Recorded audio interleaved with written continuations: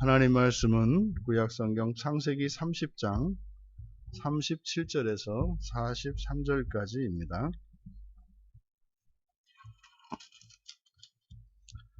우리 같이 한 목소리로 함께 읽겠습니다.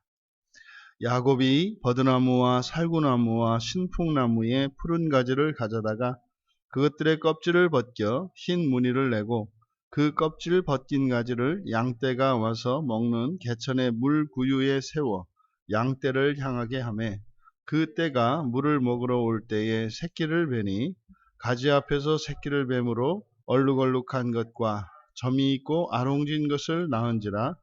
야곱이 새끼 양을 구분하고 그 얼룩무늬와 검은빛 있는 것을 라반의 양과 서로 마주보게 하며 자기 양을 따로 두어 라반의 양과 섞이지 않게 하며 튼튼한 양이 새끼 뵐 때에는 야곱이 개천에다가 양떼의 눈앞에 그 가지를 두어 양이 그 가지 곁에서 새끼를 베게 하고 약한 양이면 그 가지를 두지 아니하니 그렇게 함으로 약한 것은 라반의 것이 되고 튼튼한 것은 야곱의 것이 된지라.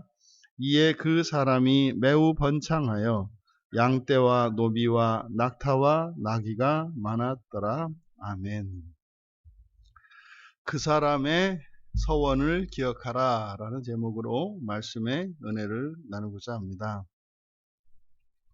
이제 야곱과 라반이 야곱이 사위요 조카의 도리를 다 하기로 하고, 다만 이제 고용계약이 아니라 도리를 다 하기 위하여 야곱이 라반의 양떼를 치기로 했고, 다만 이제 아롱진 것들, 그러니까 이제 얼룩무늬가 있거나 또 뭐 잘 나오지 않는 검은 것이나 이러한 것들이 나오면 야곱의 것으로 삼기로 하고, 나머지 정상적인 것들은 라반의 것으로 하고, 그래서 이것은 삭시라기보다는 돌연변이와 같이 드물게 태어나는 것들을 이제 야곱이 가지기로 하고, 이제 라반과 야곱이 그렇게 약조를 한 거죠. 그래서 이제 라반이 그 양떼들을 전부 다 이제 완전히 야곱이 치는 양떼들과 구별해 놓음으로써 이제 야곱의 양떼 가운데, 야곱이 치는 양떼 가운데 야곱이 소유할 만한 것이 하나도 없도록 이제 완전히 격리해 놓은 상태에서 이제 야곱이 라반의 양떼를 치기로 했습니다. 그러자마자 이제 야곱이 신속하게 대응을 하는데, 버드나무와 살구나무와 신풍나무 가지를 취해서 그 껍질을 벗겨가지고 무늬를 냈고, 그래서 그렇게 껍질을 벗겨낸 그 나무 가지들을 양떼가 이제 물을 마시는 개천에다가 마주하여 세워두었다는 거죠. 그러니까 양떼들이 그를 볼 수 있도록.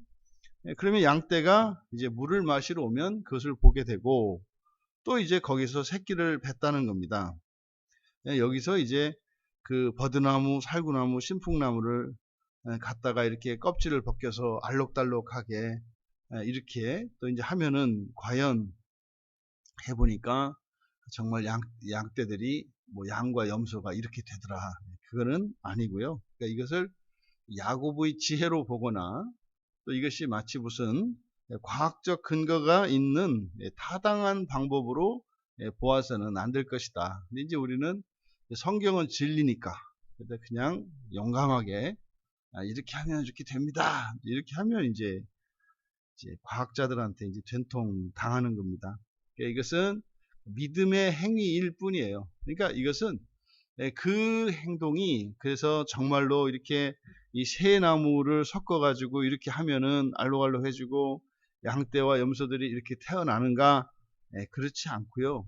그것이 아니라 믿음의 행위예요. 그러니까 여기서 버드나무 하나 빼도 상관이 없는 거고, 또 살구나무를 빼도 되는 거고, 또 그냥 신풍나무 하나만 가져다 해도 되고, 중요한 것은 뭐예요? 믿음의 행위라는 거예요. 그래서 어떻게 해야 되는가가 아니라 믿음의 행위라는 거예요. 우리가 종종 신앙생활하면서 실수하는 게 그런 겁니다. 어떻게 하면, 이제 그거는 이제 점쟁이한테 가서 처방을 구할 때 하는 거고, 우리는요, 믿음의 행위라는 것이 중요해요. 믿음의 행위. 그러니까 야곱이 그런 돌연변이조차도 하나님께서 주실 것으로 믿었던 거죠. 사실은 실제로 양이나 염소의 털은 이렇게 환경에 의해서 결정되는 것이 아니라 이것은 유전적인 요소에 의해서 결정이 된다고 합니다. 그러니까 이제 알 수 없다 이 말이에요. 이게 뭐 몇 대에 걸쳐서 이렇게 섞여 있는지 뭐 알 수 없다는 거죠. 그래서 이것은 믿음의 행위로서 의미가 있다. 정말 그래서 야곱이 그 가지들 앞에서 그 양떼들이 물을 먹을 때 그 가지들을 보고 거기서 이제 새끼를 베니까 정말 이렇게 이제 얼룩얼룩한 것들과 점이 있는 거, 줄무늬가 있고 점이 있고 또 이렇게 아롱진 것들을 낳았다는 거죠. 그러니까 지금 여기서 실제로 그렇게 낳았다라고 하는 39절의 고백, 그것은 믿음대로 되었다, 뭐 이런 뜻입니다. 믿음대로 되었다. 이 믿음은 뭐겠습니까? 라반도 고백했던 것처럼 여호와께서 그와 함께 하시면서 복을 주시는 거죠. 그 믿음의 행위에 대해서 이제 복을 주신 것을 나타낸다. 그래서 이것을 인과론적으로는 볼 수 없다. 하지만 야곱이 분명히 믿음의 행위가 있다. 그래서 성경에서 공로와 행위를 구분해야 된다. 우리가 하나님의 은혜는 그저 우리의 무엇으로가 아니라 하나님이 원인이 되어서 우리의 삶 속에 나타나는 무조건적인 값없이 거저주시는, 그리고 하나님의 절대 주권 하에서 일어나는 일임에는 틀림이 없습니다. 하나님의 은혜라는 것이. 왜냐하면 우리가 그 일에 기여할 수 있는 게 없기 때문이죠. 하지만 거기에 우리 아무런 행위가 없느냐? 그렇지 않다고요. 그래서 인과론적인 측면은 있지만 그때 인과론이다 할 때는 그 원인이 결과를 낳지 않습니까? 그게 공로지요. 하지만 우리에게는 행위가 있다. 결과와 결과를 만들어내는 어떤 능력, 이런 것은 아니지만 믿음의 행위가 있다. 그래서요, 여러분들이 기도하고 이렇게 새벽을 깨워서 아침에 하나님께 나와서 예배하는 이것은 여러분들의 믿음의 행위이죠. 그 믿음의 행위에는 하나님께서 복을 주시는 일들이 일어납니다. 일어나요. 그런데 그것이 그래서 이 행위 자체가, 그러니까 뭐 누구나 다 새벽에 나오면 그렇게 되는 것이 아니라 이것이 무엇이어야 한다? 믿음의 행위여야 한다는 거예요. 믿음의 행위. 그러면 어떤 사람은 지금 그럼 인터넷으로 예배를 드리는 사람은 교회 안 나왔으니까 안 되고, 교회에 나온 사람은 나왔으니까 되는가? 그렇지 않다 이 말이죠. 그러니까 어떤 사람은 도저히 여건이 안 돼서 뭐 가정에서 이렇게 해야 되는 이런 경우가 있지 않겠습니까? 그러니까 꼭 버드나무하고 살구나무하고 신풍나무 세 가지가 다 있어야 되는가? 그건 아니다 이거죠. 중요한 것은 뭐다? 믿음의 행위다. 그러면 어떻다? 하나님의 은혜가 임한다는 거죠. 어떤 식으로든지 하나님의 은혜가 임한다는 거죠. 그때마다 이제 야곱은 그렇게 문이 있는 것들, 이런 것들과 문이 없는 것들을 따로 구분해서 서로 마주보게 했다. 그러니까 섞이지 않게 했다는 거죠. 그렇게 이제 아롱진 것, 또 얼룩얼룩한 것, 점이 있는 것, 이런 것들이 태어나면 따로 이제 우리를 따로 두었겠죠. 우리를 따로 두어서 섞이지 않도록 했다. 이렇게 이야기를 합니다. 그리고 나서 41절에 여기 이제 왜 하야? 그래서 왜 앞에서 우리가 25절에 와예히 그러면은 그리고 일어났다. 그렇죠? 그리고 그 일이 일어났다. 이것은 사건의 중요한 전환을 나타낸다고 그랬지 않습니까? 이게 새로운 일이, 특별한 일이 일어났을 때 이제 국면 전환을 나타내는 관용구인데, 여기 41절의 앞에는 왜 하야라는 말이 생략되어 있어요. 25절에 와의 히는 이거는 일어났다는 거죠. 그리고 그 일이 일어났다. 이제 과거에 일어난 것을 나타내고, 41절 왜 하야 하면 이것은 이제 접속법 완료형이거든요. 여기 접속법에서는 이제 과거가 미래가 되고 미래가 과거가 돼요. 그러니까 여기는 41절의 맨 앞에 그리고 그 일이 일어날 것이다 이렇게 됩니다. 그러니까 41절과 42절에 있는 내용은 앞으로 일어날 일이에요. 그러니까 미래의 일을 나타낸다. 그러니까 41절, 42절의 내용이 뭡니까? 그러니까 튼튼한 양이 새끼를 뵐 때는 야곱이 이제 개천에다가 그 양떼를 두고 그 앞에 가지를 세웠다는 거예요. 그래서 튼튼한 양들의 새끼가 이제 자기의 몫이 되는 이렇게 점이 있고 얼룩지고 아롱진 것들을 낳게 되었고, 그리고 약한 것들은 그렇게 하지 않았다는 거죠. 그렇게 하지 않을 것이다. 그러면 어떻게? 튼튼한 것은 야곱의 것이 될 것이고 약한 것은 라반의 것이 될 것이다. 그러니까 40절과 41절 사이에는 40절까지는 이것은 믿음의 행위인 거예요. 믿음의 행위. 41절은요, 여러분들이 그러지 않습니까? 믿음으로 무엇인가를 구하고 또 무엇인가를 여러분이 행했어요. 기도해서 이게 하나님께서 기뻐하시는 것이고 또 하나님께서 나를 인도하시는 것이다. 여러분들이 믿고 어떤 실천을 했단 말이에요. 근데 그대로 되는 거예요. 그러면 우리가 처음에 믿었던 믿음과 그래서 믿음으로 어떤 실천을 하지 않습니까? 근데 그것이 믿음대로 되었을 때 이게 이제 사실은 진짜 믿음이죠. 근데 처음에 우리가 믿었던 믿음은 믿음인데 반믿음이에요. 반믿음. 그러니까 물론 어떤 경우에는 확신을 갖고 이렇게 해서 이렇게 되죠. 이것은 온전한 믿음으로 가서 이렇게 갈 수 있습니다. 그런데 적재하니 믿기는 믿는데 찜찜하게 믿으면서 이렇게 실천하는 경우들이 많아요. 그래서 그 일들이 이루어졌을 때 하고 채워지죠. 그러니까 믿음을 통해서, 그러니까 믿음으로 실천을 했을 때 믿음이 자라는 과정이 이렇게 되는 거죠. 그러니까 우리가 사실 보십시오. 여러분들이 우리가 하나님 나라 소망을 갖고 있잖아요. 그죠? 첫째 부활의 소망을 갖고 있잖아요. 그래서 늘 말씀을 따라 살고 그 말씀과 부대끼면서 말씀에 못 미치는 나, 그리고 말씀에서 자꾸 벗어나려고 하는 나, 때로는 알면서도 불순종하는 나, 그러함에도 불구하고 그 말씀에 합치되기를 원하고 그렇게 살려고 몸부림하는 나.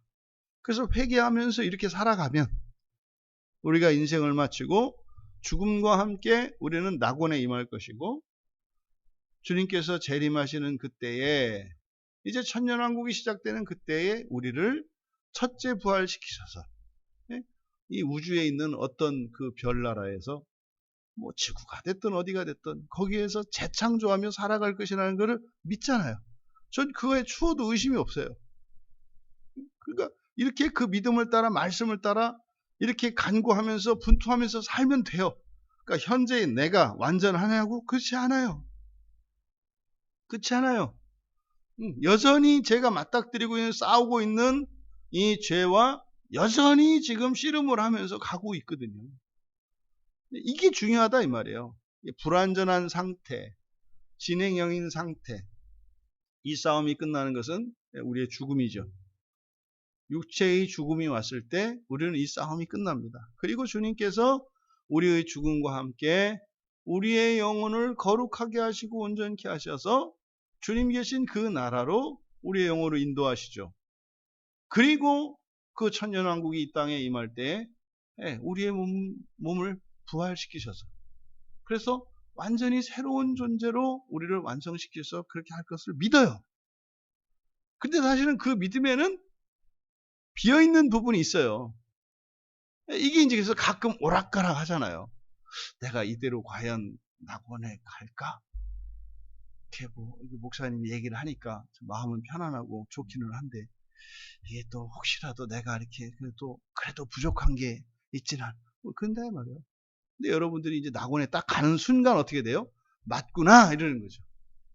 그런 거예요. 그런 거. 그래서 항상 우리에게는 이런 믿음의 싸움이 있다 이 말이죠. 그래서 41절 이하에는 다시 말해서 여러분들이 믿음을 따라 살았을 때 그 믿음을 따라 살아가는 그것이 참으로 하나님이 함께 하시는 거라는 것을 경험했을 때 그러면 당연히 이런 일이 일어난다 이 말이에요.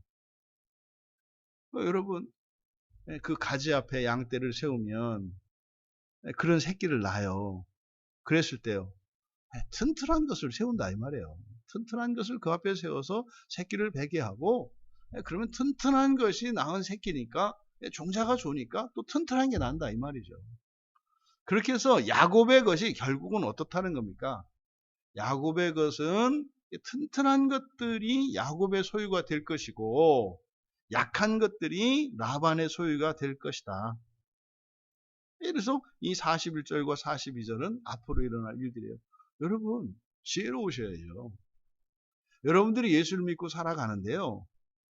좋은 일의 여러분의 일들이 되기를 바랍니다. 예, 악하고 나쁜 일은 세상 일이 되고 좋은 일들은 기쁘고 좋은 일들은 여러분들의 일들이 되기를 바라요. 그렇게 살아야 할 것이다. 그런데 실제로 우리의 삶 속에서는 어떻게 돼요? 그런 믿음을 확인했음에도 불구하고 뭐 튼튼한 것이든 약한 것이든 그냥 아무거나 세워가지고 이런 일들이 일어난다 이 말이에요. 그래서 여러분들이 예수 그리스도를 믿는 믿음으로 살아갈 때 참으로 여러분 인생 안에 튼튼하고 좋은 것들이 여러분의 삶 속에 있기를 축복합니다. 그러니까 이것저것 다 이렇게 거두지 마시고 약한 것 이런 것 쓸데없는 것까지 여러분이 다 소유하시면 그거 거기다 힘써야 되고 이렇습니다. 그러니까요. 알차고 좋고 튼튼한 것으로 여러분의 인생을 꽉 채우시길 바라요. 이게 당연한 거다라는 거예요. 근데 우리의 삶을 보면 그렇지 않아요. 어떤 것은 이렇게 하지만 병들고 안 좋은 건데 뭐 나는 그래도 그걸 좋아하니까 하나님 이것도 주세요 구하는 일들이 있죠. 당연한 것 같지만 우리의 삶을 돌아보면 당연하지 않다. 그러니까 선하고 의로운 것들로만 우리 인생에 경험되어야 할 텐데 왜요? 그 믿음을 따라 살아봤고 또 그 믿음을 따라 이루시는 하나님의 은혜를 경험했으니까. 그런데도 불구하고 우리의 삶 속에 이러저러한 어려움들이 있고 또 좋지 않은 것 같은 그런 상황들이 일어나는 것은 무엇이에요? 고민을 해야 된다 이 말이죠. 이에 그 사람이 매우 번창하여 양떼와 노비와 낙타와 나귀가 많았더라. 그렇게 했다는 거죠. 야곱이 그렇게 했다는 겁니다. 그러니까 그렇게 하는 게 당연한데 당연한 대로 했다는 거예요. 믿음을 따라 튼튼한 것들로 이제 자신의 소유를 삼았다. 그래서 어떻다? 매우 번창했다. 근데 지금 우리가 눈여겨보아야 하는 것이 여기에요. 매우 번창했다. 이 43절에 매우 번창했다. 이게 지금 우리말은 그냥 매우라고 되어 있습니다만 매우도 그래서 매우 뭐 이런 뜻이에요. 매우 번창했다. 여러분 이 너무 많으면 지나치면 과하면은 모자란 것만 못하다라는 과유불급이라는 말씀 아시잖아요. 그러니까 지금 여기서 매우 번창한 것을 강조하고 있어요. 두 가지겠죠. 하나님이 복을 주시면 이렇게 번창한다. 뭐 이런 의미가 있거나 너무 지나치게 번창했다. 이런 두 가지 의미가 있어요. 근데 여기서 이게 지금 그래서 여러분 믿음의 사람들은 이렇게 매우 번창하는 것입니다. 여러분의 인생 안에 매우 번창케 하시는 하나님의 복이 있기를 축복합니다. 할렐루야죠 뭐. 근데 그냥 매우 번창해도 되거든요. 근데 왜 매우 번창하다 했을까? 그리고 야곱이라고 하지 않아요. 43절에 야곱을 뭐라고 불렀어요? 그 사람이라고 불렀어요. 그 사람. 그 사람이 매우 번창했다. 그러니까 야곱을 왜 그 사람이라고 했을까 갑자기. 그리고 왜 매우 번창했다 해서 이렇게 찜찜하게 하셨을까? 여러분 여기서는 자연스럽지 않은 번영 이것에 대해서 사실은 경고하는 것이고 무엇인가를 상기시켜주는 말이에요. 뭐가 번창했다고요? 양떼와 노비와 낙타와 나귀가 많았더라. 여러분 창세기 28장 14절에서 여호와 하나님께서 이제 야곱의 꿈속에 사닥달에서 나타나 가셔가지고 야곱에게 약속을 해주셨어요. 예언을 해주셨어요. 어떻다? 네 자손이 서쪽에서 동쪽으로 남쪽에서 북쪽 끝까지 그래서 퍼져나갈 것이다. 그래서 네 자손들이 퍼져나갈 것이다. 이게 번창할 것이다. 근데 그때 여호와께서 무엇이 번창한다 그랬어요? 내 자손이 번창할 거다 그러셨다고요. 근데 지금 뭐가 번창해요? 자손이 아니라 양새끼하고 노비새끼하고 노비새끼 하면 안 되겠네요. 그냥 하여튼 노비의 자식들하고 낙타새끼, 나귀새끼들이 번창했다 이 말이에요. 뭐가 빠졌어요? 내 자손이 빠졌잖아요. 그러니까 여호와께서 이 재산들을 많게 하셔서 이것은 사실은 야곱에게 무엇을 생각나게 한 거예요? 야곱이 28장에 20절과 21절에서 서원을 하거든요. 여호와 하나님께 서원을 해요. 그때 하나님을 만나고 나서 뭐예요? 함께 해주시고 지켜주시고 먹을 것과 입을 것만 주시고 평안히 집에만 돌아오게 해달라고 그랬어요. 근데 지금 야곱은 뭘 바라고 있어요? 물질이 번창하게 되기를 바라고 있다 이 말이에요. 그러니까 하나님이 복을 주시긴 주셔요. 왜? 믿음으로 하니까. 그런데 여호와 하나님께서 야곱에게 나타나셔서 하셨던 일은 야곱의 자손들을 그렇게 번창하게 해서 남쪽에서 북쪽으로 서쪽에서 동쪽으로 이렇게 퍼져나가게 할 거라고 했다 이 말이에요. 그러면요 남에서 북으로 그러니까 서에서 동으로 남에서 북으로 이렇게 퍼져간다고 하니까 그 중심에 있어야 돼요. 그 중심에. 거기가 어딥니까? 가나안 땅을 중심으로 해서 사방으로 퍼져나가게 할 것이라고 약속을 했다고요. 그런데 그는 지금 바다나람에서 동물들 재산만 이렇게 늘리고 있다. 그러니까 여기서 야곱을 그 사람이라고 한 것은 서원했던 야곱을 상기시켜 주는 거예요. 그렇게 고향을 떠나오면서 불안에 벌벌벌 떨면서 한 치 앞도 내다볼 수 없었던 야곱, 꿈속에 그에게 나타나셔서 그에게 믿음을 주시고 약속을 주셔서 장차 이 가나안 땅을 통해서 가나안 땅에서 그의 자손들을 번성케 하셔서 온 세상으로 퍼져나가게 하실 것을 약속하셨던 그 하나님에게 야곱이 약속했던 그것은 그냥 함께 하시고 지켜주시고 그냥 먹을 거 입을 것만 주고 돌아오게 하는 거예요. 핵심은 뭐였어요? 돌아오는 거였다고요. 평안히 돌아오는 게 핵심이었다고요. 뭐 죽지 않고 건강하게 돌아오기만 하면 이것이 복이었어요. 그런데요 하나님은 그러셨죠? 자손들을 주실 것이라고. 그래서 지금 자손들을 주셨잖아요. 그러면 야곱이 뭐 해야 되는 거예요? 돌아가야 되는 거예요. 그런데요 거기서 아주 신났다고 이제 뭐 그냥 양떼 늘리고 그러고 살고 있더라. 여러분 여기서 어줍지 않게 여러분 믿음의 사람은 하나님이 이렇게 복을 주셔서 이렇게 번창하게 되는 거예요. 여기서 망하는 거예요. 이게 한국교회에서 이 본문을 다 이렇게 설교하죠. 이게 이제 여의도에서 시작된 거예요. 여의도에서 이게 시작이 돼가지고 그래서 어떻게 매우 번창하게 이거는 좋은 얘기가 아니라고요. 그래 배 터지게 살다가 지옥 가라 뭐 이런 얘기다 이 말이에요. 지금 잘못된 거죠. 그 사람이 너무 지나치게 여러분들이 이 세상을 살아갈 때 야곱의 입장이 되어진다면 야곱이 처음에 고향을 떠날 때는 불안했지만은 바다나람에 가서 이제 정착을 했잖아요. 그러면 사람은요 현실에 적응을 해요. 현실 적응한다고요. 그래서요 내가 왜 여기 와 있는지를 몰라요. 내가 지금 여기 와 있는 것은 사실은 야곱은 살아서 평안히 고향 땅으로 돌아가기 위해 여기 있는 거예요. 그리고요 결혼을 해서 자손을 낳고 돌아가서 이제 자손을 번창하게 해야 되잖아요. 그와 마찬가지로 여러분들이 현실에 그냥 푹 빠져버려서 여러분들을 이 세상에 부르신 그 하나님의 거룩하신 뜻, 사명이죠, 사명. 이 사명은 나쁜 거 아니에요, 여러분. 여러분에게 가장 좋은 삶을 사명이라고 하는 거예요.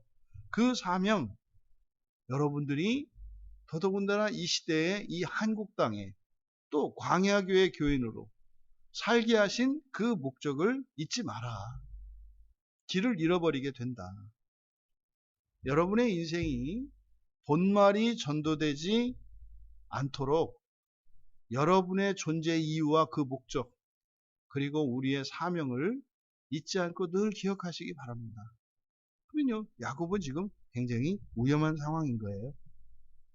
왜요? 하면 되잖아요. 이렇게 하니까 믿음의 능력이 나타나서 막 재산이 막 늘어나잖아요. 의미가 있고 보람이 있잖아요. 되잖아요. 믿음의 능력이 나타나잖아요. 근데요, 번지수가 잘못됐다. 하나님은 이 야곱을 통해서 온 민족을 구원하시고자 하시는 계획을 갖고 있어요. 하나님은 여러분을 통해서 여러분들의 가족들과 부모, 형제, 자매, 더 나아가 친인척과 이웃과 친구들과 더 나아가 다른 민족들까지 구원하시고자 하시는 계획을 갖고 계세요. 근데 만약에 여러분이 배가 불러지고 여러분의 재산이 늘려지고 여러분의 현실의 삶이 부요로워지고 존귀해진다고 해서 거기에 머물러 있다면 매우 매우 번창하더라 라고 하는 이 말이 여러분의 것이 된다. 그런 일이 돼서는 안 되겠다. 두 번째로 야곱의 진짜 인생은 이제 아버지의 집에서 시작이 돼요. 이 아버지의 집이라는 게 뭡니까? 언약의 계보를 이어가는 거잖아요. 이 언약의 계보를 이어가는 거니까 우리들로 적용하자면요, 신앙의 토대 위에서 시작이 되는 거예요. 우리 집이 예수 그리스도를 믿는 그리스도인의 신앙의 토대 위에 세워졌을 때, 우리 아버지 집에 세웠을 때 이 아버지는 하늘 아버지를 말한다 이 말이에요. 하늘 아버지의 집에서 시작이 되어질 때 비로소 우리 인생이 진짜 인생이 시작이 된다. 아버지 집이 아닌 다른 곳에서 일어나는 어떤 믿음으로 인한 이런 열매들, 이런 부요함들, 그것은 여러분의 것이 아니다. 그것은 복된 것이 아니다. 왜? 여러분이 본말이 전도됐기 때문에 그러는 거죠. 세상적으로 여러분들이 성공하시고 번창하기를 바라요.